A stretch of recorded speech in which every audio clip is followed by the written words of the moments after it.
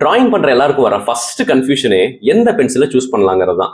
இன்னைக்கு என்னோட ஆர்ட் ஜேர்னில என்னென்ன பென்சில்ஸ் ஃபைன் லைனர்ஸ்லாம் நான் யூஸ் பண்ணேங்கிறதா இப்போ நான் சொல்ல போறேன். ஹாய், உங்களுக்கு ஆர்ட் பிடிக்கும்னாலும் ஆர்ட் கத்துக்க விரும்புறீங்கனாலும் உங்களுக்கு இந்த பேஜ் ரொம்பவே யூஸ்ஃபுல்லா இருக்கும். ஸோ மறக்காம சப்ஸ்கிரைப் பண்ணிக்கோங்க. நான் யூஸ் பண்ண ஃபர்ஸ்ட் பென்சில் நம்ம எல்லாத்து மாதிரியும் அப்சரா நடராஜில் தான் ஸ்டார்ட் பண்ணேன். பேசிக்ஸ் கத்துக்கிட்டது, கண்ணில் பட்டதை பார்த்து வரைகிறதுன்னு அப்படிதான் என்னோட ஜேர்னி ஸ்டார்ட் ஆச்சு. அதுக்கப்புறம் ப்ரொஃபஷனலான என்ட்ரி ஆகும்போது நான் ஃபர்ஸ்ட் யூஸ் பண்ண குவாலிட்டியான பென்சில் என்னன்னா இந்த கோஹினூர் ஹார்ட் முத்துங்கிற இந்த பென்சில் தான்.